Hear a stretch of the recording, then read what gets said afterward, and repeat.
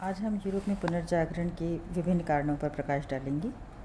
इससे पूर्व हमने पुनर्जागरण की पृष्ठभूमि और उसकी परिभाषा तथा अर्थ के विषय में अध्ययन किया था।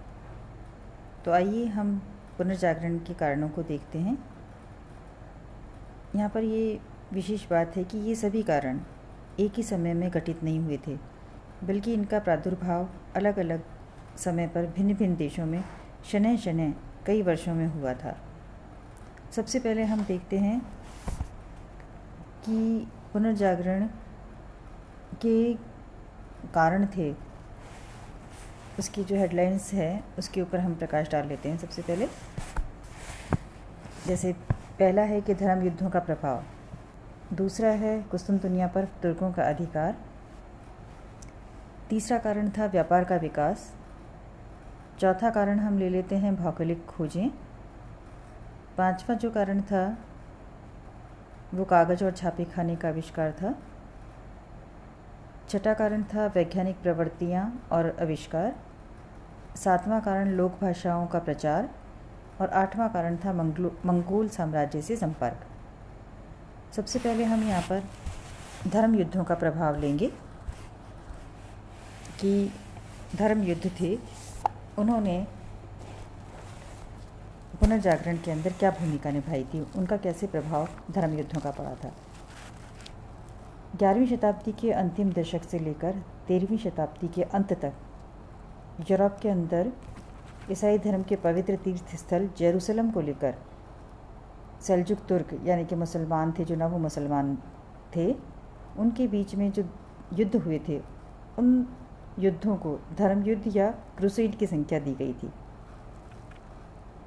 इन धर्म युद्धों के कारण यूरोप वासियों को पूर्व के लोग के संपर्क में आए थे ये लोग, और पूर्व के लोग जो कि ज्ञान के प्रकाश से आलोकित थे, उनके साथ में संपर्क होने से जो लोग धर्म युद्धों से वापस यूरोप लौटे, उन लोगों का बौद्धिक क्षितिज है वो काफ़ी विस्तृत या विशद हो गया था। ऐसे में उनको अपने सीमित जीवन से अरुचि हो गई थी। तो यहाँ पर धर्म युद्ध हुए थे वो यूरोप के एक तरह से अलगाव की समाप्ति के अंदर सहायक सिद्ध हुए।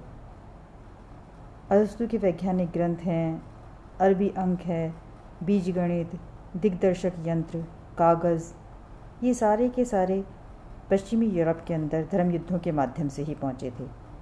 तो इस तरह से धर्म युद्धों ने नवीन विचारों का प्रसार करके पुराने विचारों, विश्वासों और संस्थाओं को हानि पहुंचाकर बहुत महत्वपूर्ण कार्य किया, और उसी के फलस्वरूप यूरोप के अंदर पुनर्जागरण संभव हो पाया था। यहाँ पर जो हम अगला कारण लेते हैं वो है व्यापार का विकास। इसके अंदर ये भी जो व्यापारिक जो समृद्धि थी वो भी पुनर्जागरण का एक प्रमुख कारण था। और ये तो बताने की कोई ज़रूरत भी नहीं है या आवश्यकता भी नहीं है कि मानव इतिहास में सभ्यताओं और संस्कृति का पल्लवन सदैव ही समृद्धि के द्वारा ही संभव हुआ है। तो यहाँ पर व्यापारिक समृद्धि ने पुनर्जागरण को 4 प्रकार से सहयोग दिया। पहला कि यूरोपीय व्यापारी व्यापार के सिलसिले में विभिन्न देशों में पहुँचे, जहाँ वे नए विचारों और प्रगतिशील तत्वों से परिचित हुए। जब वे अपने देश वापस लौटे तब ये जो नए विचार थे वो अपने साथ ले गए। दूसरा, व्यापार के विकास ने नए नए नगर जैसे वेनिस है, मिलान, फ्लोरेंस, आंग्लबर्ग, नुरेमबर्ग, ऐसे हैं जो जो अंतर्राष्ट्रीय व्यापार के जो केंद्र नगर थे उनको जन्म दिया, जिसने मनुष्य के जीवन को निरंतर प्रभावित किया। ये जो अंतर्राष्ट्रीय व्यापार के केंद्र थे, वहाँ निरंतर विभिन्न देशों के व्यापारियों और यात्रियों का आना जाना लगा रहता था, और जिस कारण इन सब के बीच में विचारों का आदान प्रदान संभव हुआ और ज्ञान के विकास के अंदर सहायता मिली। एक और है जो व्यापार के विकास से जो तीसरा जो प्रभाव पड़ा वो था कि व्यापार के अत्यधिक विकास ने व्यापारियों के पास में अत्यधिक धन का संग्रहण कर दिया। अब इस नवोदित व्यापारी के पास में अपार धन संपत्ति और संपदा बढ़ने से उनको विद्यार्जन का अवसर मिला, जबकि मध्य युग के अंदर ये केवल पादरियों को ही इसका अवसर मिलता था, लेकिन अब ये जनसाधारण को भी सुलभ हो गया। व्यापारी वर्ग उस समय के अंदर, उस समय के जो प्रसिद्ध पुस्तकालय थे, जैसे बगदाद था, काहिरा था, वहाँ के संचित ज्ञान के संपर्क में, क्योंकि लोग हैं जो व्यापार के सिलसिले के अंदर विभिन्न देशों में जाते रहते थे, तो वहाँ पर ये ज्ञान के संपर्क के अंदर आने का इनको मौका मिला। एक और है कि विपुल धन होने के कारण नगरों के बड़े बड़े जो व्यापारी थे उनको वे कला के पोषक बने। उन्होंने जो विद्वानों का आश्रय दिया, जिससे कि जो साहित्य के क्षेत्र में उच्च कोटि के साहित्य का सृजन हुआ, विज्ञान के क्षेत्र में अन्वेषण का सिलसिला भी प्रारंभ हुआ। एक जो बहुत ही महत्वपूर्ण है जो प्रभाव था वो व्यापारिक समृद्धि या व्यापार के विकास के बाद में पड़ा, क्योंकि व्यापारी थे, उन्होंने न जो चर्च की न जो कड़ी आलोचना की, क्योंकि चर्च है न जो ऋण लेने को, सूद लेने को या देने को, इन सबको पाप मानता था। तो व्यापारियों ने न जो इस चीज़ का विरोध किया, जिससे कि जो चर्च का महत्ता थी वो न जो कमज़ोर पड़ने लगी। तो इस तरह से व्यापार के विकास ने पुनर्जागरण की प्रवृत्ति को न जो विकसित करने के लिए काफ़ी महत्वपूर्ण काम किया था।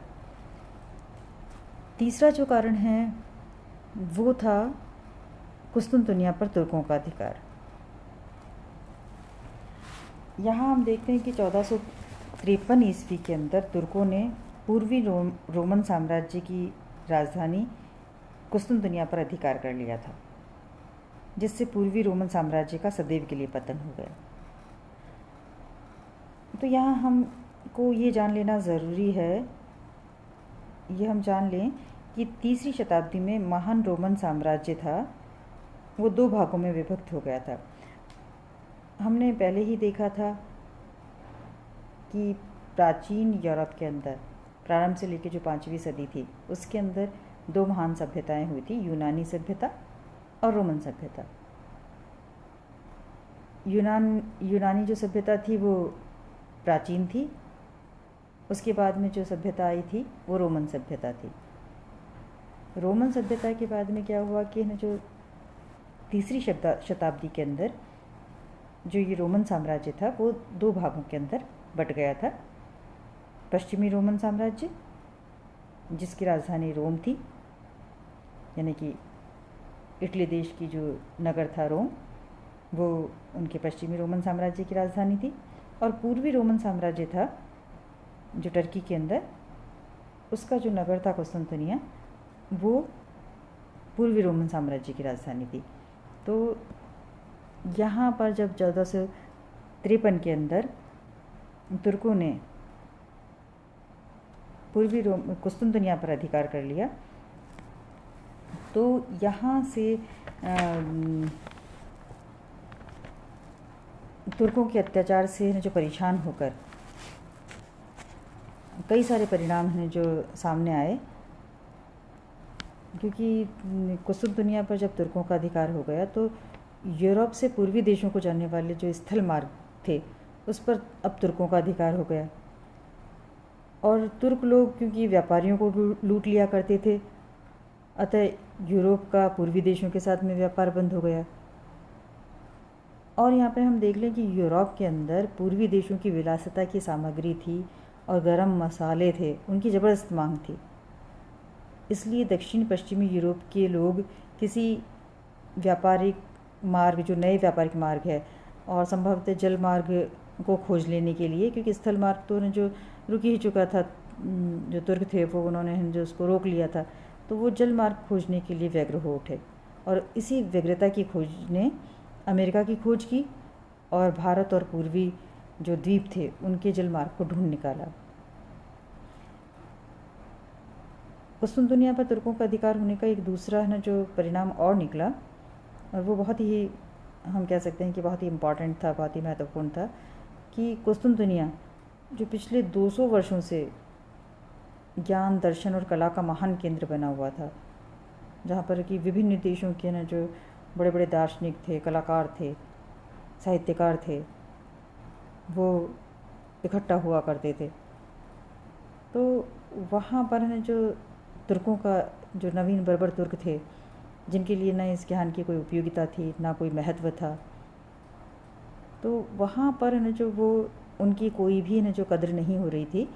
तो यहाँ से आजीविका की खोज के अंदर और अपने अस्तित्व की खोज के लिए साथ साथ में अपना जो ज्ञान था, विज्ञान था, उसको बचाने के लिए हज़ारों यूनानी विद्वान, दार्शनिक, कलाकार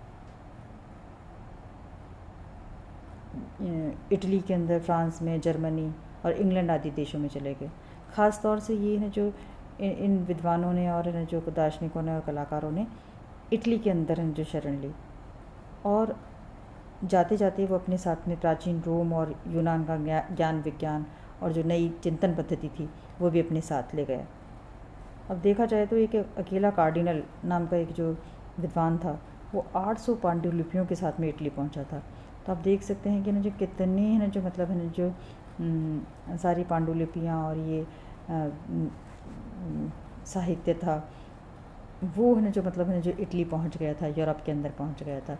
और जब ये है ना जो इतना ज्ञान, विज्ञान और साहित्य है वो यूरोप के अंदर पहुंचा, तो उसने पुनर्जागरण के अंदर अपनी महत्वपूर्ण भूमिका निभाई थी।